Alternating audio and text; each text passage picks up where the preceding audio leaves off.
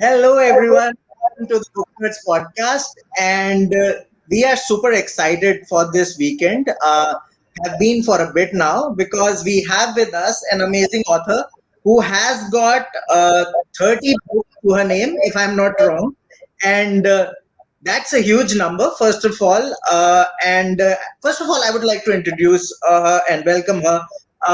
Achala Moulik, welcome to the Booknerds podcast, and I'm trying very hard to not give you a prefix. So pardon me if I, am transgressing. But a wonderful book. We are here to discuss about this books.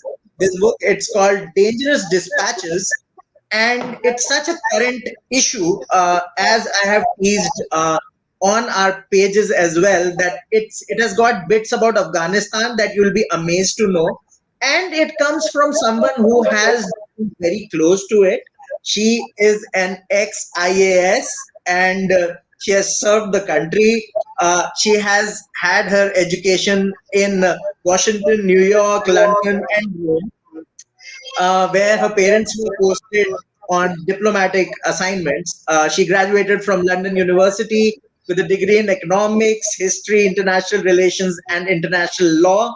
I don't know if you can study more, but that's a lot, ma'am. In the IAS, she served as Director General of ASI, Archaeological Survey of India, and Education Secretary, Government of India. She has written widely on Russia and the history and culture, and received the Pushkin Medal and Yesenin Prize, if I'm pronouncing it correctly. Okay, great. Achala Moulik, again, welcome to the podcast, and we are super stoked to have you, a woman of so much experience and so many books. Nice to be here. So, ma'am, first of all, let's give everybody a little bit of taste of what you have written, especially in Dangerous Dispatches, because that's why we are here. Uh, let's talk about why this book happened. It's a cliched question, but it's important because such a book doesn't happen very often. Thank you. Well, the first reason was that I had just, you know, I had retired from service. I had written about, excuse me, Pushkin's last poem, and it was at the turn of the last century. So I'd written books on the millennium, and then I was Yeah, wondering what to do. yeah, And then I thought of journalism, which was so much in the news at that time. So right, many events were taking place. And I have a journalist background in the sense my father was probably the first Indian foreign correspondent to write from Europe during the just the interwar periods. So he yeah, saw the annexation of Czechoslovakia, he saw the annexation of Austria, and right, he was associated with Netaji. So, father being in the journalist world, and when he was posted in London, he had a lot right, of friends in Fleet Street. yeah, So that background was then I worked briefly in Hindustan Times. yeah, So I actually started a book on the civil service, which you have okay, already interviewed me for, which came out as Rogues Among the Ruins. yes, And I was working on that. I got sidetracked into this. How is it to be a journalist? yeah, What is the inspiration? What is the right, history of it? What are their right, responsibilities? yeah, great. So, I actually was quite intrigued because, of course, there is Afghanistan and among other countries, but it's a beautiful story at the core as well because there are so many characters. There is Shivan, Ramona, Julian, Vinita, Alexei, Ludmila. They're all, they have got their part to play, which I loved because sometimes, the protagonist, the main sort of protagonist, takes away the, Yeah. sunshine, if I can say. Uh, so how to kind of maintain this balance between the characters, because Shivan and Ramona have got a bulk of sort of and Alexei, I felt, have got a lot of attention from you, but how to create that balance going forward in the book. Well, I have. We grew up at a time when we were still looking at literature from the classical point of view, where yeah, just one character doesn't dominate. You bring a whole right, social scene into it. right, Since yeah, I've read a lot of Russian literature, even English literature, even yeah, our Indian classics, yeah, it is people with various characters. Otherwise, how do you create the scenario if it's just one true, person? yeah, And one person's story is never interesting. So I yeah, thought we'd have Shivan, who is a yeah, person from the northwest frontier, and yeah, Ramona, whom he meets in university, and yeah, then Alexei. I don't think anybody. The Russians were very happy. They said, "How on earth did you write about a Russian journalist in Afghanistan at a crucial right. point?" And it's very sad, but they used to call it that Afghanistan is also the graveyard of journalists because Yeah. so many journalists lost their lives reporting there in the Oh, yes, violence. yes. And And even mainly, recently, even now, sorry to cut you off, even recently. and it was done mainly by the Mujahideens. They Yeah, didn't want anybody to report what the atrocities they were carrying out. So yeah, there was Alexei representing, very very Soviet character, totally dedicated, but who is also caught in a dilemma, in a predicament, because he sees after a while that the mission they came with, that is to yeah, modernize Afghanistan, to yeah, bring education. Now people are talking in the West of women's education, all that, but the Russians tried to do it early in the century, yeah, and a large number of women were in the universities as yeah, lawyers yeah, in their parliament. yeah. So then, the doctor, the Russian doctor, his wife, and then Julian, the Englishman, who is neutral, tried to give a neutral face to the Yeah, events through him. And then the Afghan prince, Farid yeah, Brezhnev, who is yeah. taken, modeled on a friend of my husband whom he knew, and who gave Okay, us many of the background. Now, okay. though he was an Afghan upper class person, his Yeah, sympathy was with the socialist government because right. he saw the depredations being done by the warlords, by the mullahs, and Yeah, he saw that this was all taking Afghanistan back to the Middle Ages. So I yeah, tried to give, each character is not just their life story, but the yeah, world they represent, the right. viewpoints they represent. So that's Yeah, how I got them, and four couples in their four scenarios. yeah. It's it's amazing how you have created the balance, and I really wanted to quote from the book, and I really love this part where Shivan is speaking with huge, enthusiasm. He's saying, "Do you know the real grandeur of the press? It is an instrument of freedom for people, an instrument for fighting old and new tyrannies, and what the great journalist Francis William called the one indispensable ordinance in the armory of democracy."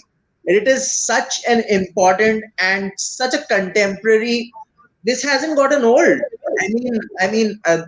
This book might be slightly old, but this is so now. This is happening now, and how difficult is it, since you have seen it from close up, how difficult is it to say the truth for a journalist and be balanced? You see, as everything else in life, Rohan, we have a choice. We have a choice to make our bargains, so to speak. Yeah, If you're going to be it was easier in my father's time. It was yeah, easier when I was in Hindustan time. Briefly, it yeah, was yeah, easier to tell the truth yeah, because the democracy was still a very uh, strong, robust phenomenon.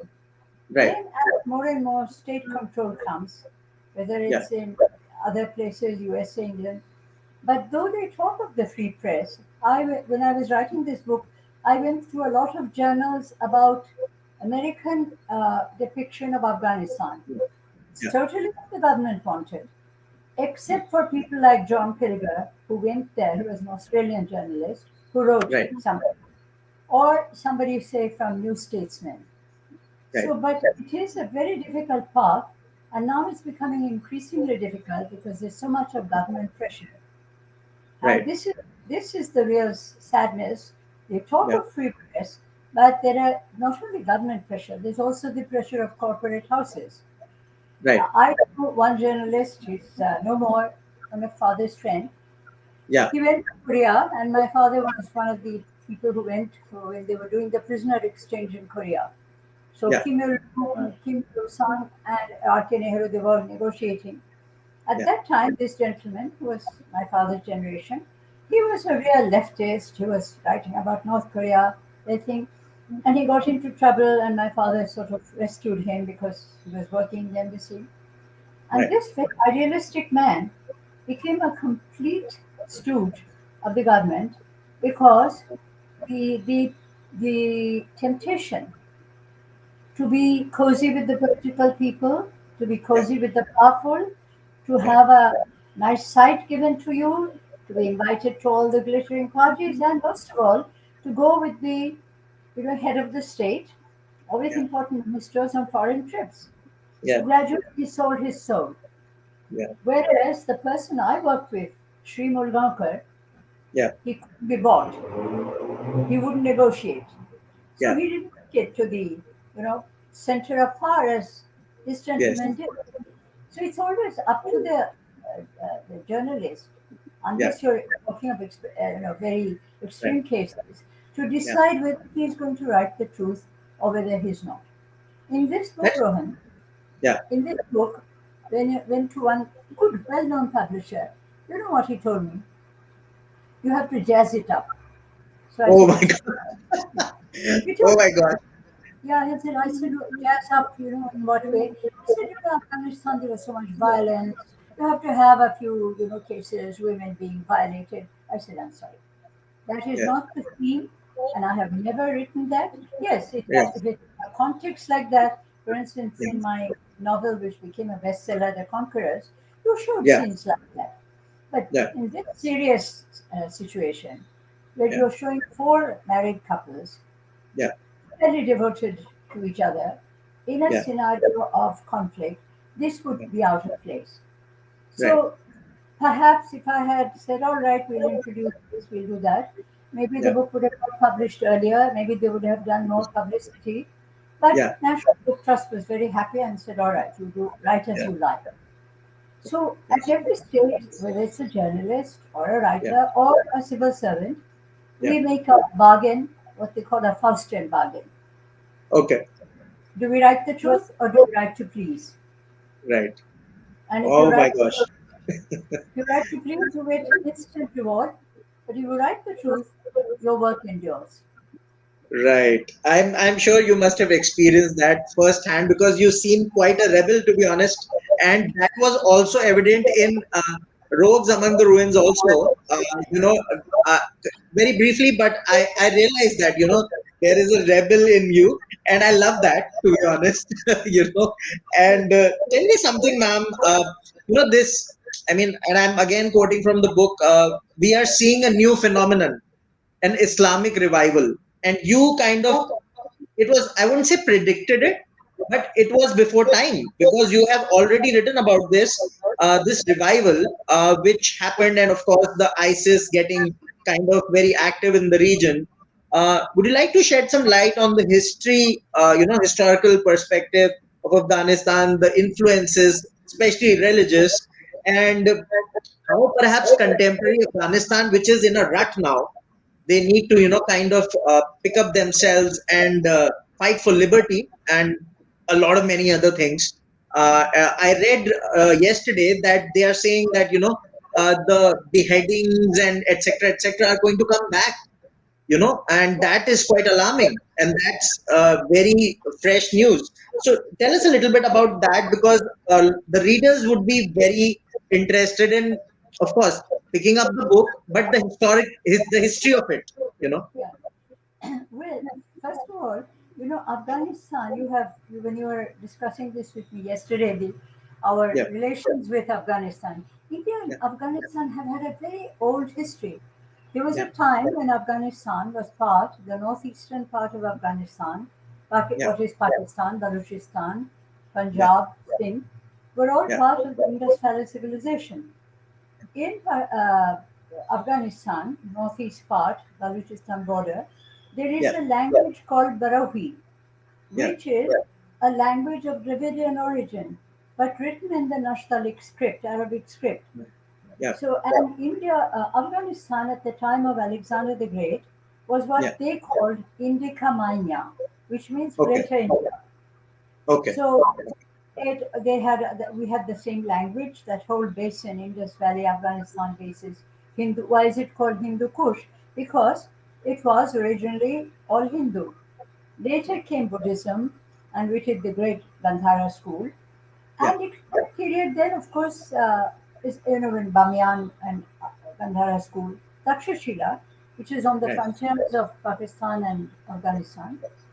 University was set up 700 years before Christ, the right, oldest university in the world. So Afghanistan actually belonged to this whole Indo-Iranian civilization. And then, of course, Islam came as it did to North India also. And then this thing began, yeah, the invasion, conquest. yeah, It's history, we can't deny. yeah, And then uh, Afghanistan did something which I have found very inspiring. A handful of tribal people was able to hammer the British army yeah, twice yeah, under Dalhousie and Canning. They called it the Great Indus Army, Army of the Indus, and they were beaten hollow by the Afghans.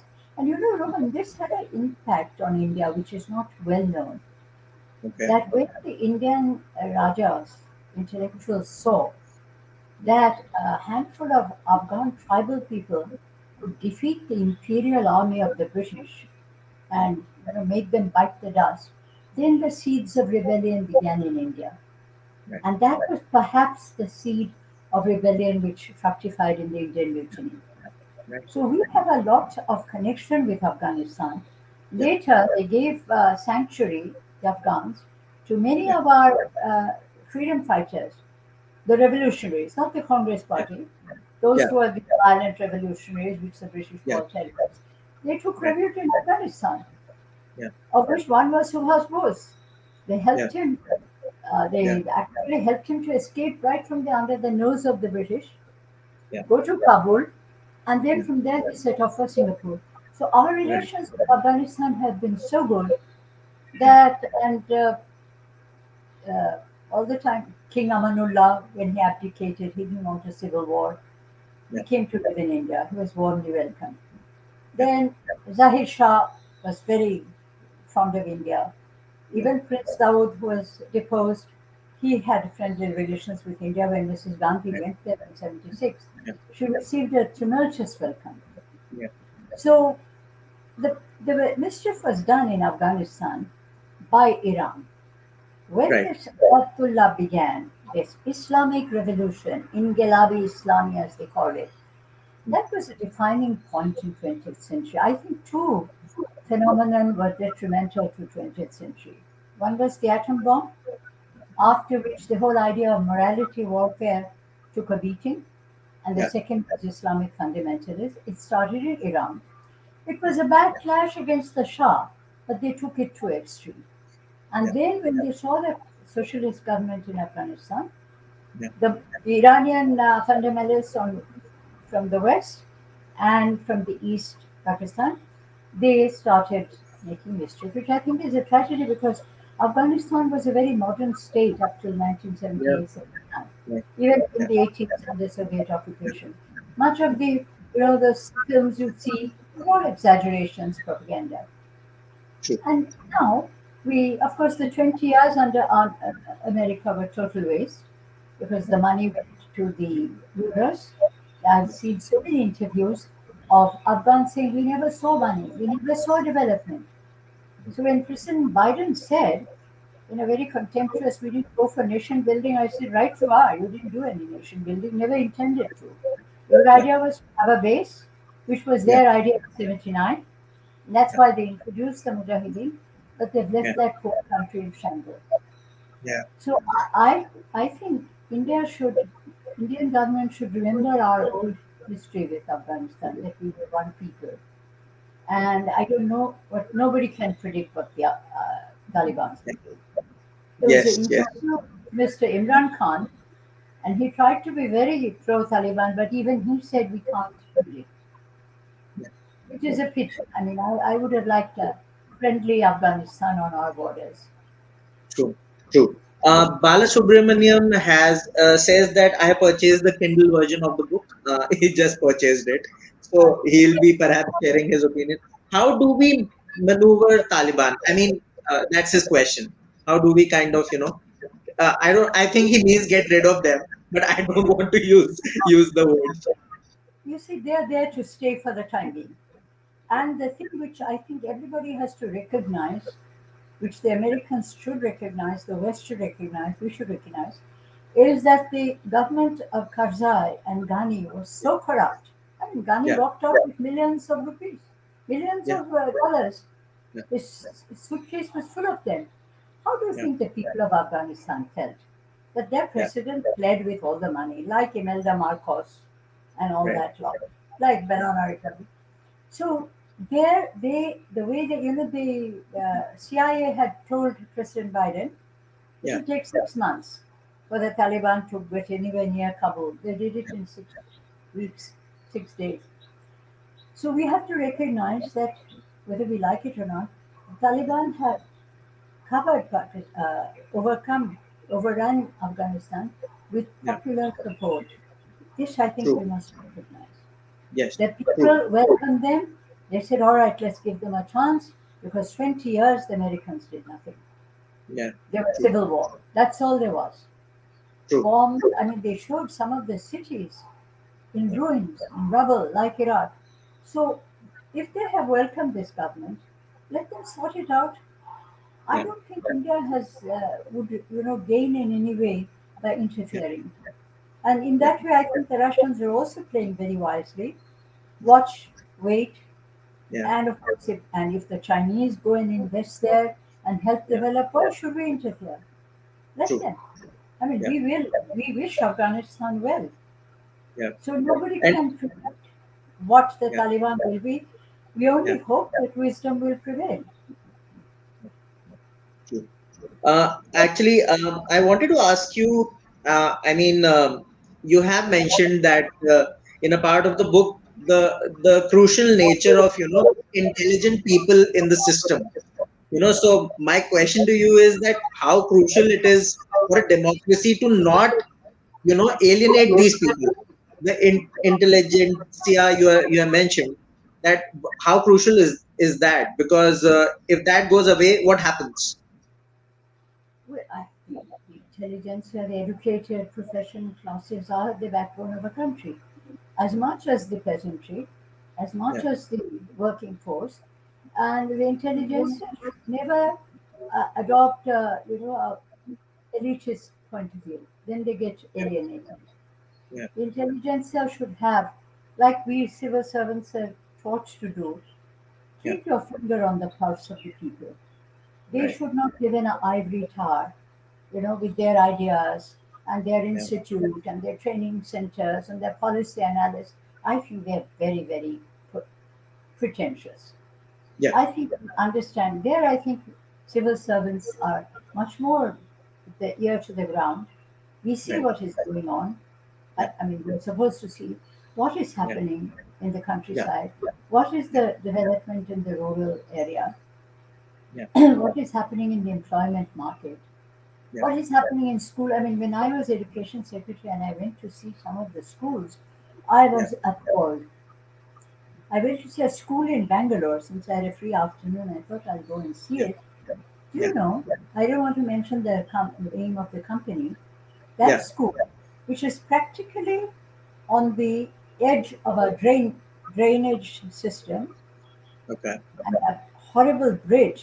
So it's Yeah. practically sitting on the banks of that embankment, drainage Right. canal. Yeah. Children are sitting, poor things, on the floor. No Wow. chairs, no table, but you know what they had? A high class computer, which nobody knew how to use. Now, this kind of inequity has to stop. And I made a big fuss, and that company, which is very powerful, complained against me to the union minister, who thoroughly approved of what I did. So, Yeah. well, Yeah. I said, sir, it was terrible. And Dr. Murali Manohar Joshi was an enlightened man. He Yeah. said, really? I said, yeah, we must stop all this getting computer for the children. Let them know the alphabets. give them yeah, their midday meal. So right. there, I think the civil servants, those who are committed, and 80% are, they know more about what is happening than the Yes, intelligentsia who live in ivory towers yeah, with their, analysis centers and their policy centers, right. pontificating. And my husband used to call them the armchair analysts. They're never in True, talking true. the soldier, the farmer, the civil servant, Yeah, the worker. They know much more. But the intelligentsia gives the guidance. yeah, true, During true. emergency, it's the intelligentsia which provided the resistance. So Right. each one has a role to play. Yeah. Also, we talked about education. What is your opinion on the reading scenario in the country right now? What do you think about book club culture and the entire publishing scene? I mean, multiple questions, but they are connected somehow. Book club culture in what way, Rohan? In the sense, I'm sure you would be aware that we have a kind of in the West, we have this book club culture where small groups kind of Yes, meet up very regularly. It's that's a it's very more good like point. the yeah, Yeah, we have, in fact, many of my friends used to have in Delhi, here, Bangalore, they had this, book clubs where a book is discussed. That's fine. yeah, yeah, But, and education, of course, is a much bigger thing. yeah, Education requires much more investment, much more dedication, and yeah, huge investment. When I was education secretary, we did the Sarva Shiksha Abhiyan. yeah, A very dedicated group of officers I had, joint secretaries, directors, and we had this vision of a national education program. And it came also from Dr. Murali Manohar Joshi. He was the progenitor of this scheme. I yeah, think people have forgotten that. yeah, And he said, put all these scattered programs and make it one. yeah, So that all the aspects, primary education, elementary education, literacy programs, yeah, nutrition programs could be all under one umbrella. right, And that I think needs a lot of, I think it is faltering. I don't know. I haven't been in touch with my junior colleagues. That is a very important thing yeah, because, in Russia, the revolution, what they did, their greatest achievement, the Russian Revolution, yeah. 99% literacy. Even Wow, in, even in Central, do you believe that Tajikistan has 98% literacy? wow. Tajikistan is Oh doing my God. And we because of feel, we feel they are left behind and they are not progressive. there was Soviet republics, no doubt they came under Moscow, but their health system, their education were superb. I couldn't believe it when I saw the percentage. It's They amazing. have higher literacy than us, and that's why they're able to go ahead because with literacy, you've laid the foundations for development, Yeah. and that is And what on we. that note, yeah, sorry to cut you off, ma'am. I wanted to talk about the upcoming book, and I was just browsing through Amazon and commemorating India-Russia friendship. It's coming up, or I think it's already there, I suppose. Published. Yeah, yeah, yeah. So it's and the subheading is Treaty of Peace, Friendship, and Cooperation of 1971. Is this kind of a consolidated sort of book about what you have seen through this time all this time? The book is actually the. I've tried. I mean, just the treaty itself would not be sufficient for a book. I Okay. have shown the events which led for about almost 100 years. Yeah. Very few people know that we had much older connections with Russia Right. long before independence. Yeah. In the Russian monarchy, people like Leo Tolstoy, the aristocrats, Yeah. Indologists were all interested in India. They had no agenda for conquest, unlike the British or the French. They Yeah. were fascinated by India, our common language. Old Russian and Sanskrit are very similar. Our Vedic gods, till they became Christian, they had the same Vedic thing. So Russian Indology progressed. So I've tried Yeah. to show how this development, the assistance they gave us soon Yeah. after independence, it was Pandit Nehru's idea to ally with them. And Yeah. they let us be neutral. They didn't want us to be in their camp. which Right. culminated in the treaty in 1971 Yeah. during the Bangladesh War, and then all that followed. So it's really a history of India-Russian relationship. Great. Looking forward to reading that. And of course, I wanted to ask you, I loved one particular scene, not scene, a part of the book actually, Yes, where Shivan is visiting, Kalash Valley. If I'm not uh, wrong, it's Kalash Valley, right? And this he's color, you know what it comes from? It Kalash, is, Kalash, Kalash, it's Kalash Yogic Valley, Kailash. Kailash Valley. Okay, okay, it's a derivative. Okay, got it, got it. Kailash in Afghanistan became Kalash. Oh, okay. I was confused with the pronunciation. Uh, I really wanted to ask. It's like a homecoming, a homecoming for him, and he's kind of reminiscing. He wants to be kind of be brought back there to be when he eventually passes away. How beautiful is that, and I felt that it was very real. It was very real. I could touch it, perhaps, that feeling. uh, that I really wanted to know more about that, and then of course we can conclude the session, perhaps. How he went there. Well, I went there to see that place, and I was fascinated by it. So I had to make that his home. And then later, when he dies, Ramona goes there, and it's like trying to get back memory, trying to find out all the people. As she said, all her lost beloveds are there, Yeah, and it is something of which I had experienced when yeah, I went to that coming to the land of somebody who is dear to you. When I right, went to Bangladesh to do the ash immersion ceremony for my parents, when right. I went to Burma for the same thing for my husband. So it's a kind of trying to retrieve that person's memory, image, their days together. So I'm so It's glad you beautiful. like it.